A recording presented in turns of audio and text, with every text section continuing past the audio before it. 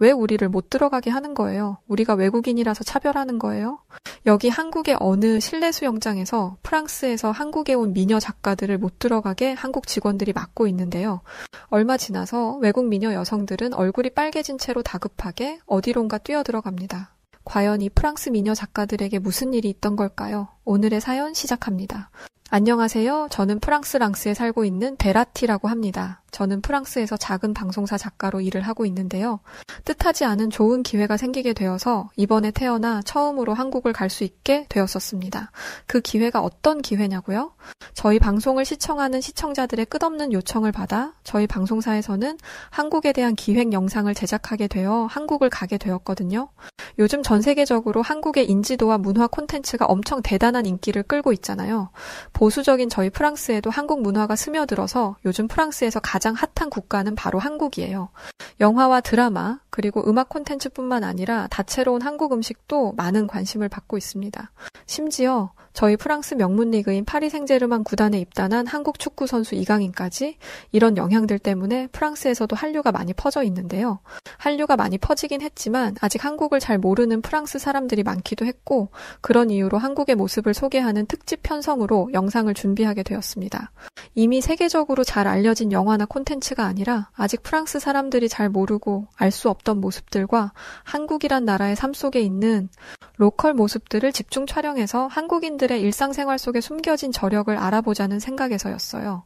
촬영 전에 사전 답사를 다녀와야 해서 저희 작가 업무를 보는 팀원 2명과 함께 한국을 다녀올 수 있었는데 한국에 갔다가 정말 왜 한국이 세계적으로 요즘 엄청 유명하고 인정받는지 체감할 수 있었어요. 사실 프랑스에서 한국을 가기 전부터 엄청 치열했거든요. 요즘 한국의 인기가 장난이 아니라서 방송사에 있는 많은 작가들 중에 제가 선택받아 출장을 갈 수 있을까 싶었죠. 왜냐하면 실제로 회사에서도 선후배 할 것 없이 서로 자기가 한국에 답사를 가겠다면서 난리가 났었거든요. 그런데 정말 생각지도 못하게 제가 뽑혔답니다. 제가 그래서 뽑힌 그날 얼마나 기분 좋게 집으로 퇴근했는지 몰라요. 제가 한국 사전답사 작가로 뽑히자 함께 일하던 다른 작가들의 시기와 질투가 장난이 아니었죠. 저는 그러거나 말거나 속으로 평소에 나처럼 열심히 일했었어야지 하고는 오히려 당당하게 자랑하고 다녔어요. 저를 포함한 작가 2명까지 총 3명이 함께 한국을 가게 되었는데요. 사전에 작가들이 미리 한국에 촬영할 대본과 스케치업을 하기 위해서였어요. 한국으로 사전 답사를 가기 전에 인터넷으로 엄청 많이 한국에 대해 찾아보고 알아봤는데요.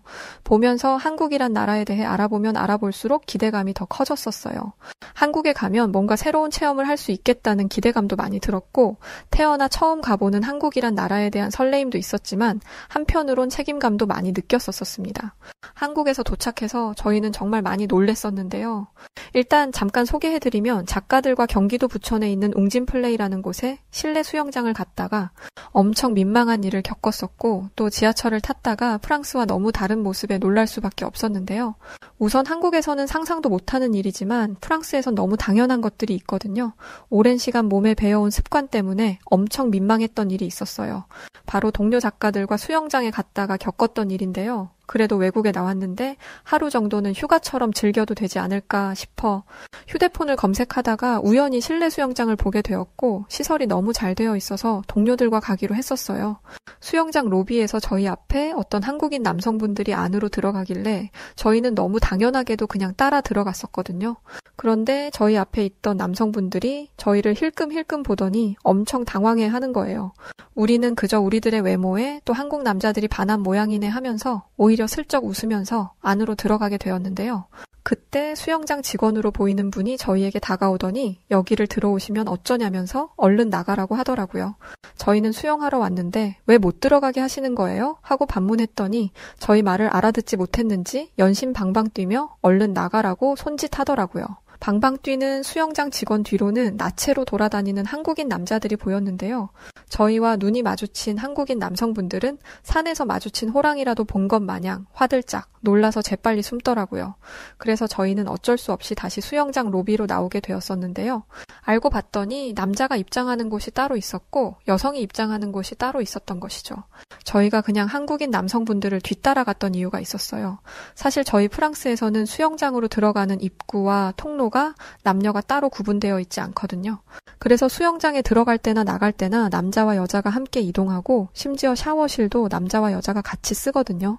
프랑스 수영장은 공공수영장이 굉장히 많이 있는데 대부분이 1970년대, 1980년대에 지어진 것들이 많아서 거의 모든 공공수영장이 이렇게 남자와 여자가 함께 움직이고 함께 샤워도 하는데 한국에서는 상상도 못할 일이었던 거예요.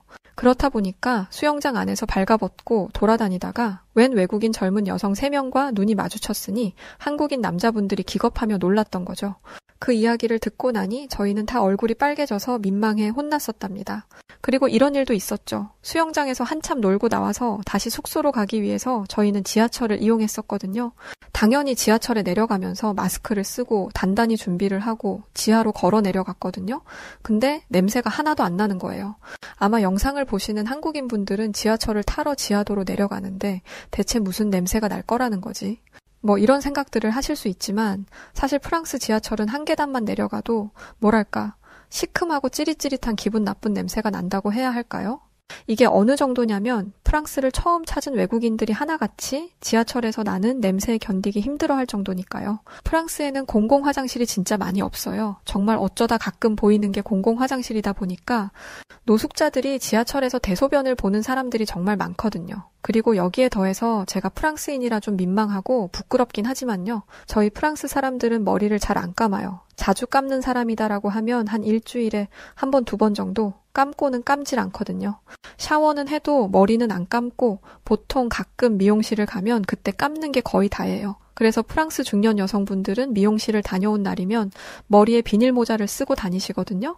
오랜만에 손질도 하고 머리도 감았는데 망칠 수 없다면서 머리 한 날은 비닐 모자를 씁니다. 저는 프랑스에서 태어났고 오래 살아서 잘 느끼진 못하는데 가끔 늦잠 자서 회사에 지각이라도 하는 날엔 씻지도 않고 집에서 바로 지하철을 타러 뛰어내려가는 날이 있거든요.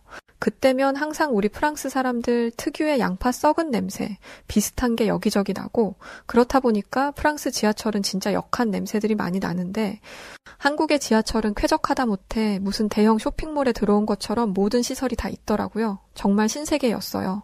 오죽했으면 지하철 타러 갔다가 쇼핑하면서 구경하느라 온 시간을 다 써버렸지 뭐예요.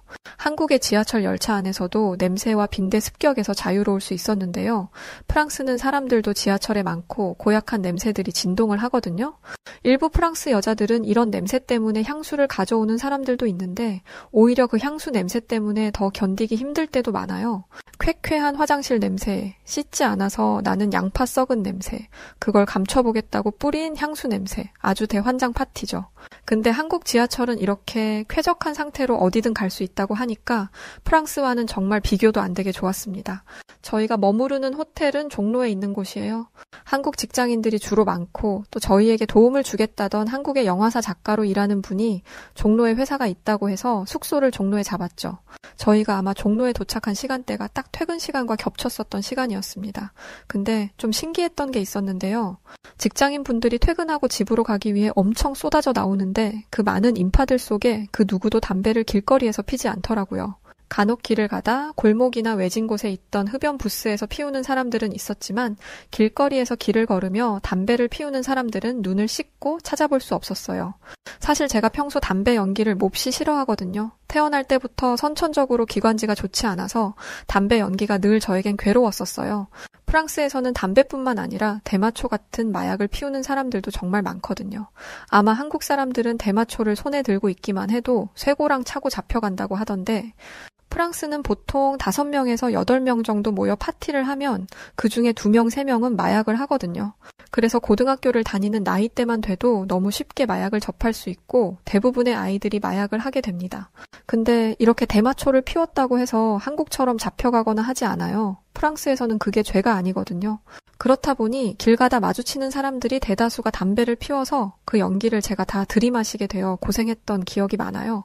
근데 한국은 그런 모습이 전혀 없었고 오히려 흡연 부스에서 밖에서 피우던 분들도 저희가 그 앞을 지나가자 담배를 뒤로 숨기고 재빨리 흡연 부스 안으로 들어가시더라고요. 도움을 주겠다던 영화사 작가분에게 물어보니까 한국은 요즘 길거리에서 걸으며 담배를 피우면 사람들에게 손가락질 당할 일이라면서 안 피운다고 하더라고요.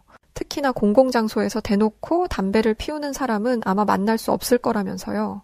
프랑스에서는 집 아니고 어디고 말도 못하게 흡연을 하거든요. 방 안에서 피우는 사람들도 종종 있긴 하지만 대부분 발코니에서 많이들 피워요. 아기와 함께 있는 엄마나 강아지를 데리고 산책하는 사람들이 담배 피우는 것도 흔하고요. 그냥 여기저기서 아무렇지 않게 담배를 뻑뻑 피운다고 생각하시면 돼요. 이런 저희 프랑스 이야기를 한국 작가분께 해줬더니 한국 작가분은 깜짝 놀라시더라고요. 자신은 프랑스가 굉장히 선진국이고 매너 있는 나라라고 생각했다면서요. 그 말을 들으니 프랑스인으로서 엄청 부끄럽더라고요. 그러면서 한국에선 그렇게 집안에서 담배를 피우게 되면 분명 큰 싸움이 날 만한 일이라면서요. 더군다나 아기 엄마가 담배를 피우는 건 정말 상상도 못할 일이라고 했습니다. 보통 아이가 생기면 피우던 사람도 담배를 끊는 게 한국이라고요. 솔직하게 진짜 제가 프랑스인이지만 한국이 프랑스보다 훨씬 성숙한 의식을 가진 선진국이라고 느꼈습니다. 한국인 작가분이 할 일이 있어서 먼저 사무실에 들어가야 하는데 이따가 퇴근하고 저녁에 맛있는 음식을 대접할 테니 연락한다고 하고는 가셨는데요. 저녁에 다시 만난 작가분은 꽤나 맛있어서 사람들이 많이 오는 뼈 해장국을 먹으러 가자고 했어요. 뼈 해장국? 난생 처음 들어보는 메뉴에 저희는 아리송했었는데요. 뼈로 해장국을 만든다니 대체 이게 무슨 음식일까 궁금하기도 했었습니다. 저희는 작가분의 안내로 식당에 도착해서 작가분이 주문한 음식이 나왔었는데요. 음식을 보곤 저희는 너무 놀라서 다시 한국인 작가분을 올려다 봤죠. 저희의 표정을 보더니 한국인 작가분은 왜 그러냐면서 이거 엄청 맛있는 음식이라고 말하더라고요. 근데 저희 앞에 있는 음식은 다 찌그러진 냄비에 뭘 섞은지 모르겠는 빨간색 국물이 보였고 국물 위에는 길에서 흔히 보이는 풀떼기를 뜯어다 올려두었고 풀떼기 밑에는 뼈만 앙상한 뼈 조각들이 들어가 있었어요. 아니 이게 대체 사람이 먹는 음식인 건가 싶을 만큼 정말 충격적인 비주얼에 저희 동료들은 숟가락을 내려놓고는 고개를 돌리고 말았었는데요. 저희를 보더니 한국인 작가분은 보기에는 이래 보여도 한국에서는 되게 유명한 요리라고 이야기했어요. 뼈 해장국은 한국의 전통적인 음식 중 하나로 돼지뼈를 사용하여 만든 국물 요리라고 하시면서 한국에서 오랫동안 사랑받아온 대표적인 국물 요리 중 하나이기도 하고 약해진 기운을 회복하는데 효능을 가진 음식이라서 고된 일을 했거나 전날 술을 많이 마셨던 날이면 한국인들 많이들 찾는 음식이라고 하더라고요. 그러면서 뼈 해장국 홍보대사처럼 효능에 대해서도 막 설명해 주시더라고요. 해장국에 함유되어 있는 풍부한 물과 영양소들 때문에 신진대사를 촉진시켜 해독 작용을 도와주고 주로 돼지뼈를 이용해 만들어서 칼슘과 인, 단백질 등이 매우 풍부하고 더군다나 국물 요리이기 때문에 체내에 빠르게 흡수되어 기력이 약해진 사람들에겐 영양 공급 차원에서도 큰 도움이 된다면서요. 그럼에도 이상한 비주얼에 선뜻 손은 안 가더라고요. 그때 한국 작가분이 뼈에 붙어있는 살점을 떼서 저희 접시 위에 조금씩 올려주셨었어요. 한번 먹어보면 괜찮아질 거라면서 말이죠. 호의를 무시할 수도 없는 터여서 어쩔 수 없이 저희는 접시 위에 올려진 살점을 먹었는데 맙소사 너무 맛있는 거예요. 살코기가 어찌나 부드러운지 몇 번 씹지도 않았는데 입안에서 사라졌죠.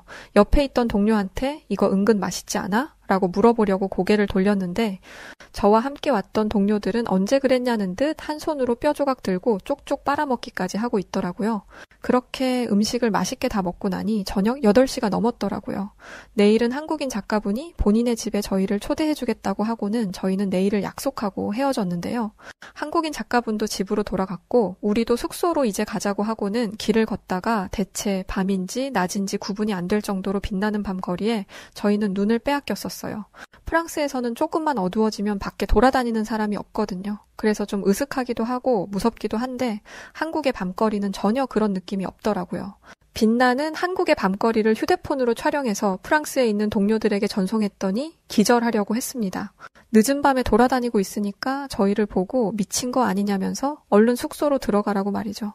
프랑스는 낮에는 활기차고 따뜻한 도시였다가도 해가 지고 밤이 오기만 하면 완전히 상황이 달라져요. 밤에는 혼자서 함부로 어디를 돌아다닌다는 건 상상도 못할 일이고 범죄자들도 많고 노숙자들도 많아서 쉽게 물건을 도난당하거나 심지어 묻지마 폭력을 당하는 경우도 빈번하거든요. 그런 상황에 오밤중 여자 3명이 미친 사람들처럼 웃으며 어두운 밤길을 돌아다니고 있으니 당연히 프랑스에 있는 동료들이 봤을 땐 우릴 정말 미쳤다고 생각할 수 있었을 거라고 거라 생각합니다. 다음날 아침이 왔고 한국인 작가분에게 메시지가 왔는데요. 저희가 있는 호텔로 픽업을 오려고 했는데 오전에 처리해야 할 일이 급하게 생겨서 보내준 주소로 택시를 타고 찾아오라는 메시지였어요. 택시를 타기 위해서 숙소를 나와 도로를 건너가려고 했었는데 한 꼬마아이가 제 치마를 잡으면서 가면 안 된다고 하는 게 아니겠어요? 그 모습에 그 한국인 꼬마아이에게 왜 치마를 잡은 거니? 라면서 조심스럽게 물었는데요. 저희 말을 알아듣지 못했던 꼬마아이는 고개를 절레절레 저으며 신호등의 빨간불을 가리켰는데요. 아마 빨간불인데 왜 건너려는 거냐 이런 거였던 것 같아요. 저희는 너무 민망해서 고맙다고 하고는 녹색불이 켜질 때까지 기다렸었는데요. 사실 프랑스는 무단횡단이 거의 습관이거든요. 신호등이고 뭐고 일단 내가 도로에 왔다면 그냥 건너는 게 일상이에요. 오히려 빨간불일 때는 뛰어서 건너는 거고 녹색불일 때는 천천히 건너는 거다라는 말이 나돌 정도고 영상을 보시는 시청자분들 중에서도 해외에 나갔다가 어떤 외국인이 무단횡단하는 걸 본다면 아마 10명 중에 9명은 프랑스 사람일 정도로 무단횡단들을 많이 해요. 그러다 보니 저희도 모르게 신호를 무시한 채 건너려다 한국인 꼬마아이에게 혼쭐이 났던 거죠. 우여곡절 끝에 저희는 한국인 작가분의 집에 도착할 수 있었는데요. 도착하자마자 현관문이 너무 신기하더라고요. 도착한 아파트 집마다 도어락이 붙어 있더라고요. 프랑스도 있기는 한데 흔하지 않고 호텔에나 가야 가끔 볼 수 있는데 한국은 어딜 가나 뭐든 최신식인 것 같았어요. 프랑스는 어느 건물이든 모두 현관문들은 다 열쇠로 열고 잠그고 해야 하죠. 그래서 어딜 가나 집 열쇠부터 회사 열쇠까지 많은 열쇠들을 늘 소지하고 다녀야 하거든요. 한국식 가정집은 그 집 안도 몹시 쾌적했는데요. 일단 바닥에 두꺼운 카페트가 깔려있지 않아서 놀랐었고 그냥 맨 바닥인데도 바닥에서 온기가 느껴져 놀랐었죠. 바닥이 어떻게 이렇게 따뜻한 거지? 되게 신기했는데 프랑스는 두꺼운 카페트를 대부분 거실 바닥에 깔아놔요. 왜냐면 한기가 올라오니까 그걸 막으려고 그런 거죠. 그리고 대부분 신발을 신고 다녀서 집안에 굉장히 먼지도 많은데 한국 가정집은 맨발로 거실을 들어왔는데 발바닥에서 온기가 느껴지니까 어떻게 이럴 수 있는 거지 싶더라고요. 거실에 있는 소파에 앉아서 이런저런 많은 이야기들을 나누었는데요. 그때 동료가 머리가 자꾸 가려운지 계속 긁더라고요. 한국인 작가분은 샤워실이 있으니 가서 머리를 감으셔도 된다고 했었는데요. 동료는 괜찮다면서 거절을 하면서도 머리를 계속 긁더라고요. 저희 프랑스 사람들이 아까도 말씀드렸지만 머리를 잘 안 감거든요. 그래서 프랑스에는 빈대나 이가 엄청나게 많아요. 심지어는 초등학교에 이가 많으니 주의하라는 포스터가 붙어 있을 정도죠. 머리에 이도 많은데 빈대도 득실득실해서 빈대에 온 몸이 물리는 사람들이 정말 많거든요. 저희의 이런 이야기를 듣던 한국인 작가분은 프랑스가 정말 그런 줄 몰랐다면서 엄청 당황해 하더라고요. 그러더니 갑자기 안방으로 들어가서는 작은 상자를 가지고 나오셨는데요.